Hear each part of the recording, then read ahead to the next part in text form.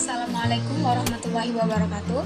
Halo teman-teman semua, perkenalkan, nama aku Aulia Fatma, NIM 11910623297 dari Prodi S1 Pendidikan Ekonomi, Fakultas Tarbiyah dan Keguruan, Universitas Islam Negeri Sultan Syarif Kasim Riau. Nah, pada kesempatan kali ini, aku mau sharing materi mengenai uang dan juga inflasi. Tonton terus ya videonya. Jangan lupa subscribe, komen, dan like. Nah, teman-teman, pada kesempatan kali ini aku akan sharing materi mengenai uang dan juga inflasi. Teman-teman pasti udah sering banget kan dengar kata uang. Bahkan sering banget nih gunain uang. Apalagi ngelihat gambar ini. Tapi teman-teman tahu nggak sih apa itu uang? Buat teman-teman yang belum tahu nih apa yang dimaksud dengan uang, aku kasih tahu nih. Jadi, uang adalah alat pembayaran yang sah yang diterbitkan oleh bank sentral, baik berbentuk kertas maupun logam, yang memiliki nilai atau besaran tertentu yang penggunaannya diatur dan dilindungi dengan undang-undang.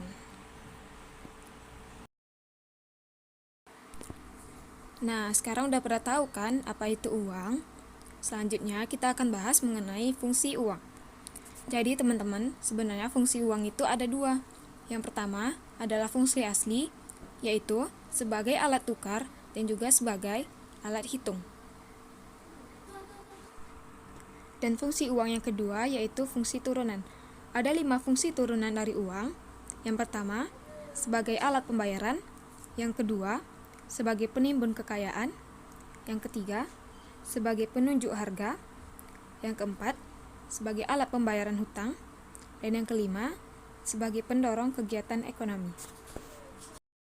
Berdasarkan pengertian uang di awal bahwa uang adalah alat pembayaran yang sah yang diterbitkan oleh bank sentral, maka di Indonesia sendiri, bank sentralnya yaitu Bank Indonesia, yang salah satu fungsinya yaitu mencapai dan memelihara kestabilan dari nilai rupiah. Ada dua aspek dari kestabilan nilai rupiah.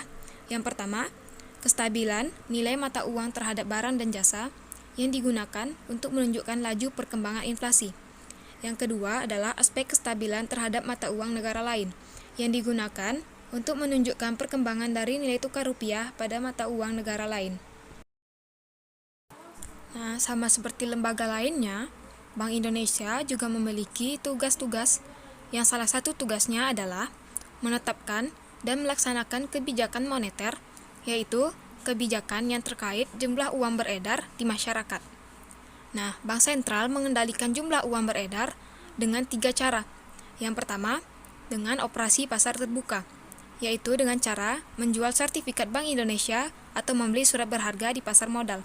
Yang kedua, kebijakan diskonto, yaitu menaikkan atau menurunkan suku bunga. Dan yang ketiga, dengan kebijakan rasio kas, yaitu membuat perubahan atas cadangan minimum yang harus disimpan oleh bank-bank yang ada di Indonesia. Nah, selanjutnya kita akan bahas mengenai inflasi. Nah, pasti teman-teman udah sering banget nih dengar kata inflasi. Tapi sebenarnya tahu nggak sih inflasi itu apa? Jadi, inflasi adalah proses meningkatnya harga-harga barang secara umum dan terus-menerus selama periode tertentu. Nah, inflasi itu terjadi akibat jumlah uang yang beredar di masyarakat tumbuh lebih cepat dibanding dengan persediaan barang yang dijual di pasaran. Nah, ilustrasinya, saat masyarakat cenderung memiliki banyak uang, permintaan barang akan naik. Tapi, permintaan tersebut tidak diiringi dengan kenaikan jumlah barang yang tersedia di pasar. Akibatnya, harga barang akan mengalami kenaikan. Nah, kita udah bahas sedikit banyaknya mengenai inflasi dan uang. Tapi, apa sih hubungannya antara inflasi dan juga dengan jumlah uang yang beredar di masyarakat? Hubungan antara inflasi dengan jumlah uang yang beredar di masyarakat dapat dijelaskan melalui teori kuantitas uang. Nah, dalam teori kuantitas uang ini berpendapat bahwa nilai uang tergantung pada jumlah uang yang beredar, kecepatan uang beredar, dan jumlah barang yang diperdagangkan. Persamaan dasar dari teori kuantitas uang ini dinamakan dengan the Fisher equation yang dapat ditulis dengan MV sama dengan PT, di mana M adalah money atau uang yang beredar di masyarakat, V adalah percepatan uang beredar, P adalah price atau harga barang, dan T adalah jumlah barang yang diperdagangkan. Persamaan kedua dari teori kuantitas uang adalah Federal Reserve System atau Bank Federal Amerika, di mana persamaannya yaitu MV sama dengan PY. M adalah money atau uang yang beredar di masyarakat, V adalah percepatan peredaran uang, P adalah price atau harga barang, dan Y adalah pendapatan atau output ekonomi. Inflasi dapat diukur dengan indeks harga. Ada 3 macam indeks harga untuk mengukur inflasi. Yang pertama, indeks harga konsumen, yaitu harga rata-rata kebutuhan konsumen. Yang kedua, indeks harga produsen, yang merupakan harga rata-rata dari bahan baku untuk produksi. Yang ketiga, besarnya perubahan harga PDB atau produksi domestik bruto. Sebuah negara, laju inflasinya dapat terjadi dengan sangat cepat. Nah, laju inflasi di tahun tertentu di sebuah negara dapat dihitung dengan indeks harga konsumen pada tahun N dikurang dengan indeks harga konsumen pada tahun sebelumnya dibagi indeks harga konsumen pada tahun sebelumnya dikali 100%. Agar lebih paham, kita akan bahas satu contoh soal mengenai laju inflasi. Nah, di sebuah negara diketahui indeks harga konsumen BBM tahun 2008 adalah sebesar Rp4.000 per liter. Indeks harga konsumen BBM pada tahun 2019 yaitu sebesar Rp6.550 per liter. Dapat kita hitung, laju inflasinya sama dengan IHK BBM tahun 2019 yaitu sebesar 6.550 dikurang IHK BBM tahun 2008 yaitu sebesar 4.000 dibagi IHK BBM tahun 2008 sebesar 4.000 dikali 100%. Maka hasilnya dapat 0,637 dikali 100% sama dengan 63,7%.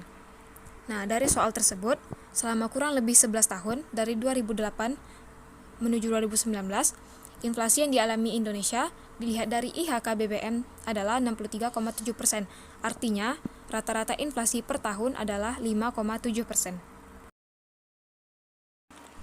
Selanjutnya, kita bahas mengenai jenis-jenis inflasi. Nah, ada 4 jenis-jenis inflasi menurut sifatnya. Yang pertama, inflasi rendah, yaitu besarannya kurang dari 10% per tahun. Yang kedua, inflasi menengah, besarannya 10% hingga 30% per tahun. Yang ketiga, inflasi tinggi, besarannya 30% hingga 100% per tahun.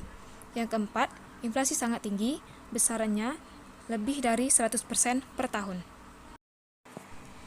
Selanjutnya, kita bahas mengenai teori-teori inflasi.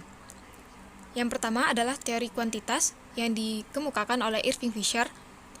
Menurut teori ini, inflasi diakibatkan oleh 2 faktor. Yang pertama, jumlah uang yang beredar di masyarakat, dan yang kedua, harapan masyarakat mengenai kenaikan harga di masa mendatang. Nah, teori inflasi yang kedua yaitu teori Keynes.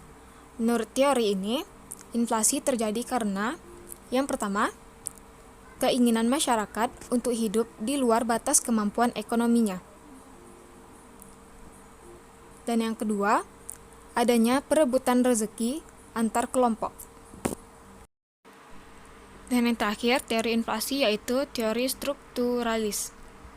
Nah, menurut teori ini, penyebab inflasi yaitu yang pertama, ketidakelastisan penerimaan ekspor. Dan yang kedua, ketidakelastisan penawaran produksi bahan makanan.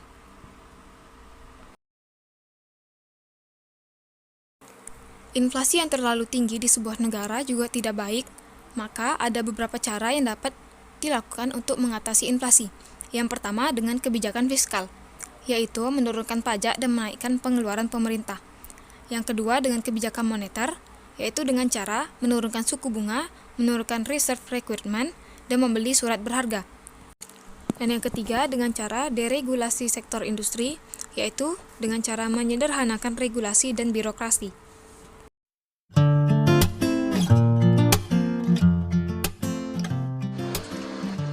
Gimana videonya tadi teman-teman? Semoga bermanfaat ya. Terima kasih buat yang udah nonton sampai akhir dan juga like dan komen. Apabila ada salah, saya mohon maaf. Sampai jumpa di lain waktu. Assalamualaikum warahmatullahi wabarakatuh.